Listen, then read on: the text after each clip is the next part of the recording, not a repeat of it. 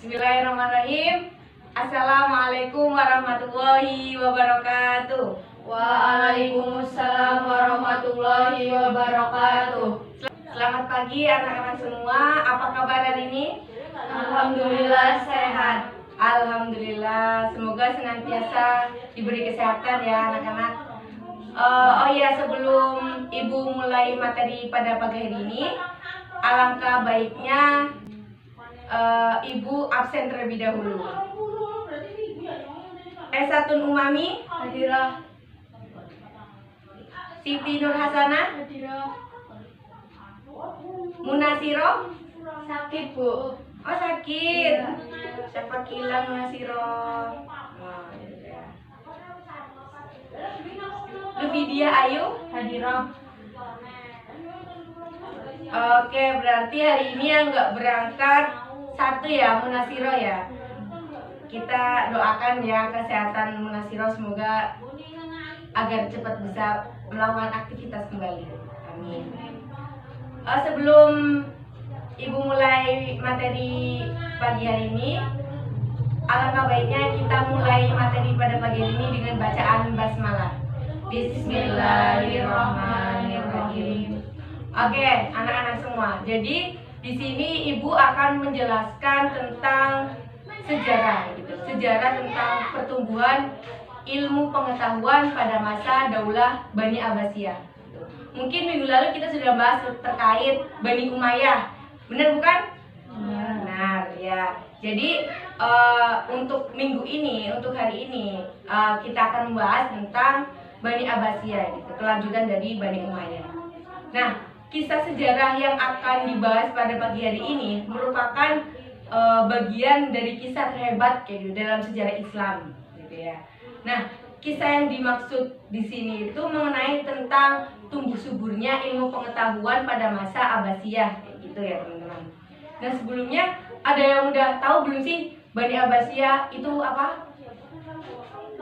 Belum ya, belum ada yang paham ya. Jadi Bani Abbasiyah ini kekhalifahan Islam gitu lah, kekhalifahan Islam yang berkuasa pada masa zaman dahulu gitu, pada kala itu kayak gitu ya. Nah, kekhalifahan ini berkembang sangat pesat gitu, sangat maju sekali pada zamannya dan menjadikan dunia Islam itu sebagai pusat peradaban kayak gitu, pusat pengetahuan dengan menerjemahkan dan melanjutkan tradisi keilmuan Yunani Persia.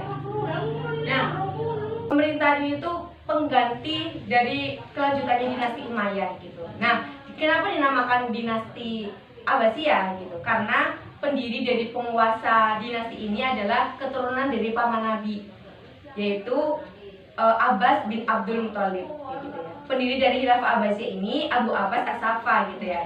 Nah, selama dinasti Abbasiyah ini berkuasa, pola pemerintahan itu berbeda-beda gitu. Jadi nggak dari awal sampai akhir itu sama, semua pola pemerintahan itu beda-beda. Dilihat dari berbagai segi ya. Jadi dari perubahan sosial, politik kayak gitu, kebudayaan dan kekuasaannya ini berlangsung dalam rentang waktu yang cukup lama gitu. Kurang lebih itu 5 abad kayak gitu ya. Dari kekuasaannya ini berlangsung dalam rentang waktu yang cukup lama gitu. Dari 132 Hijriah sampai 656 Hijriah. Jadi udah 500 lebih ya, 500 tahun lebih atau 5 abad lah bisa disebut kayak gitu. Nah, berdasarkan perubahan pola pemerintahan, para sejarawan itu biasanya membagi masa pemerintahan Bani Abbasiyah itu menjadi 5 periode. Yang pertama itu, periode pertama itu pada tahun 1302 Hijriah sampai 232 Hijriah itu disebut dengan periode pengaruh Persia pertama. Nah, yang kedua ini, periode kedua ini disebut dengan masa pengaruh Turki pertama pada tahun 232 sampai 334. Nah, untuk yang periode ketiga itu masa kekuasaan dinasti Buai dalam pemerintahan Khalifah Abbasiyah. Jadi periode ini tuh disebut juga dengan pengaruh Persia kedua gitu ya, biar lebih gampangnya. Nah, Untuk periode keempat pada tahun 447 sampai 590 Hijriah. Nah, masa kekuasaan dinasti Bani ini, Bani Abbasiyah ini sejak dari pemerintahan Khalifah Abbasiyah yang biasanya disebut dengan pengaruh Turki kedua gitu ya. Nah, untuk yang terakhir ini periode pada masa khalifah yang bebas dari pengaruh dinasti lain. Kalau yang sebelum-sebelumnya itu ada pengaruh dari dinasti-dinasti kan. Nah, akan tetapi dengan yang periode kelima ini, pengaruh kekuasaannya itu hanya efektif atau hanya berlaku di sekitar Baghdad gitu. Jadi nggak terlalu menyebar luas kayak gitu. Pada awalnya ibu kota negara ini adalah Al-Hasimiyah gitu. Namun pada masa Khalifah Al-Mansur, yaitu Khalifah kedua itu memindahkan dari Al-Hasimiyah pindahkan ke Baghdad gitu. Karena pada saat itu Al-Mansur itu melakukan konsolidasi gitu, dan penerbitan pemerintahannya diantaranya dengan membuat semacam lembaga eksekutif dan yudikatif. Nah, dinasti Abbasiyah ini didirikan oleh Ibnu Abbas dan dibangun oleh Abu Ja'far Al-Mansur, itu mengalami puncak keemasan gitu, atau biasa disebut dengan the Golden Age gitu ya. Nah, pada ilmu pengetahuan itu meningkat itu pada Harun Ar-Rasyid, karena Harun Ar-Rasyid ini meningkatkan kesejahteraan, layanan sosial, layanan kesehatan, layanan kedokteran, farmasi. Bahkan pada masa ini itu Harun Ar-Rasyid itu mampu menghadirkan 800 orang dokter gitu. Jadi pada masa Harun Ar-Rasyid ini kesejahteraan sosial, kesehatan, pendidikan, ilmu pengetahuan, kebudayaan, kesastraan itu sangat meluncak tinggi gitu. Benar-benar pada masa emas-emasnya gitu. Nah, sehingga pada Daulah Abbasiyah ini menjadi negara yang terkuat gitu, terkuat dan tidak tertandingi pada masa itu. Di masa Abbasiyah ini ilmu-ilmu pengetahuan itu tambah meningkat gitu, tambah kuat. Dari cendekiawan muslim itu semakin giat dalam mempelajari tentang ilmu-ilmu pengetahuan. Itu dari segala aspek kehidupan, bukan hanya tentang agama saja, tapi juga tentang ilmu duniawi gitu. Pada zaman dahulu aja para cendekiawan Islam itu mencari ilmu, giat mencari ilmu, semangat mencari ilmu itu bukan hanya tentang agama saja gitu, tapi dunia diimbangi dengan ilmu dunia. Karena kita hidup di dunia ini kan, karena kita hidup bukan hanya di akhirat gitu. Dinasti Abbas itu kehidupan peradaban Islam kan sangat maju tuh. Nah, sehingga pada masa itu dikatakan pada zaman keemasan Islam gitu, kaum muslimin itu sudah sampai puncak kemuliaan gitu, baik dari kekayaan, bidang kekuasaan, politik, ekonomi, keuangan, dan lebih dalam lagi dari aspek kebudayaan gitu dan ilmu pengetahuan. Penelitian-penelitian dan kajian-kajian tentang ilmu pengetahuan itu yang dilakukan oleh para muslim itu seperti menerjemahkan buku berbahasa asing gitu ya, dari Yunani ke Arab gitu, bahasa Mesir itu Persia, India dan lain-lain gitu, ke dalam bahasa Arab itu sangat lancar gitu. Jadi para cendekiawan muslim itu menerjemahkan dengan sangat giat dari bahasa-bahasa yang tadi saya sebutkan, Persia, Yunani gitu, ke dalam bahasa Arab gitu. Nah, tokoh-tokoh pada masa Khalifah besar dinasti Abbasiyah itu ada Abu Abbas As-Saffah, Al-Ja'far Al-Mansur, Harun Ar-Rasyid, Al-Ma'mun, Al-Mu'tazim, dan Al-Wasik. Nah, mereka adalah khalifah yang telah menghantarkan gitu kekhalifahan kepada puncaknya gitu ya. Jadi masa kejayaan dan keemasan Daulah Abbasiyah itu tidak luput dari tokoh-tokoh tersebut gitu. Nah, setelah itu hampir tidak ada khalifah yang besar lagi gitu. Hal ini dikarenakan mereka lebih banyak disibukkan dengan hal duniawi dan saling berebut kekuasaan. Nah, selama berkuasa dinasti Abbasiyah ini mengalami masa kejayaan gitu, mulai dari berdirinya hingga sampai pada masa pemerintahan Khalifah Al-Wasik yang terakhir. Nah, ilmu pengetahuan itu dipandang sebagai sesuatu yang sangat penting dan mulia. Para khalifah itu membuka peluang sebesar-besarnya dan membuka untuk kemajuan perkembangan ilmu pengetahuan gitu. Jadi para khalifah sendiri itu pada umumnya adalah ulama-ulama yang mencintai ilmu, menghormati para sarjana dan memuliakan para pejuang-pejuangnya gitu.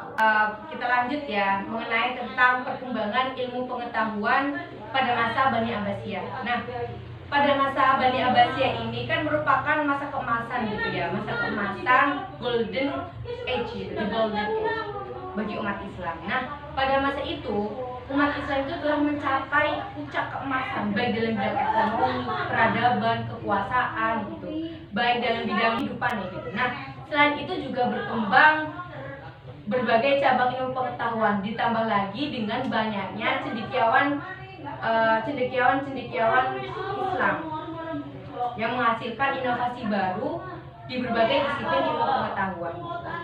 Nah, perkembangan kebudayaan pada masa Bani Abbasiyah ini, pusat peradaban Islamnya itu ada di kota Baghdad dan Samarra.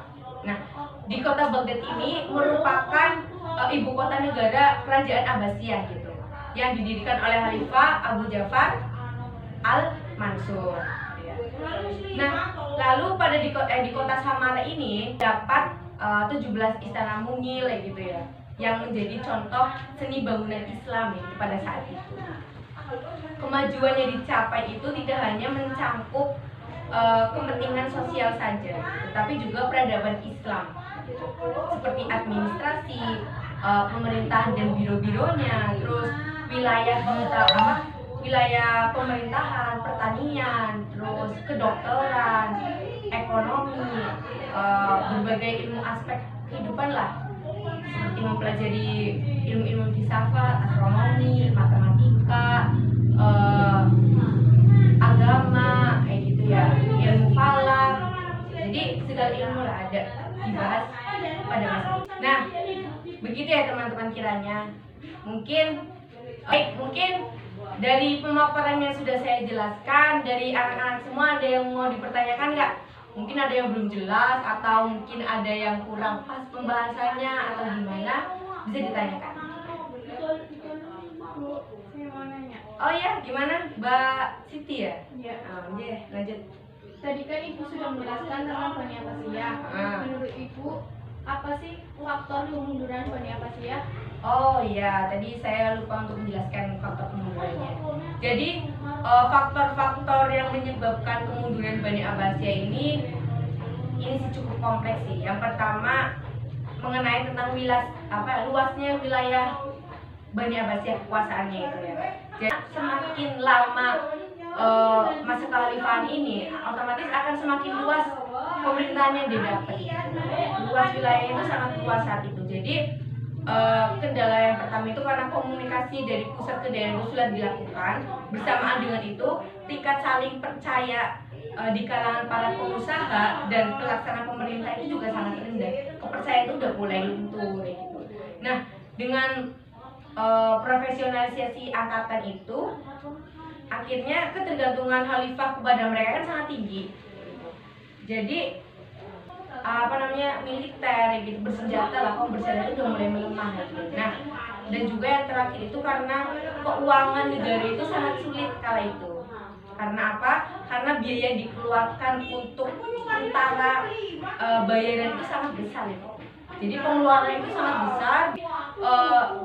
Pada saat itu merasa sangat sulit untuk mendapatkan dana gitu kan. Nah, pada saat itu kekuatan militer itu menurun. Khalifah itu tidak sanggup memaksa pengiriman pajak ke Baghdad. Akhirnya Bani Abbasiyah itu mengalami kemunduran yang sangat drastis. Selain dari komunikasi, keuangan, pemerintahan yang udah gak stabil, ya semacam itu. Bagaimana, bisa dipahami? Bisa. Baik, terima kasih. Mungkin ada yang lain? Ada yang ditanyakan lagi atau bagaimana? Sudah cukup ya? Nah, mungkin ada yang bertanya-tanya ya, sebenarnya manfaat kita mempelajari sejarah itu apa sih gitu. Nah, dan hikmah yang bisa kita pelajari dari sejarah itu, khususnya pada Bani Abbasiyah itu, meningkatkan atau menumbuhkan semangat menuntut ilmu kita, semangat kita untuk mencari ilmu tentang keagamaan dan duniawi, seperti yang telah dicontohkan para cendekiawan kita. Hikmah mempelajari sejarah pertumbuhan ilmu pada masa Bani Abbasiyah ini untuk meningkatkan iman kita kepada Allah. Jadi menumbuhkan semangat menuntut ilmu itu baik agama maupun dunia itu seperti yang telah dicontohkan para cendekiawan Islam untuk mengembangkan nilai-nilai kebudayaan yang sesuai dengan ajaran Islam. Nah, dan juga membina rasa kesatuan dan persatuan umat Islam. Jadi tidak ada yang namanya pecah belah gitu kan. Setiap perpecahan pasti bisa lah disatukan lagi. Kerukunan beragama di seluruh dunia itu juga tidak membeda-bedakan. Mungkin cukup sekian yang bisa saya sampaikan pada pagi hari ini. Kurang lebihnya mohon maaf.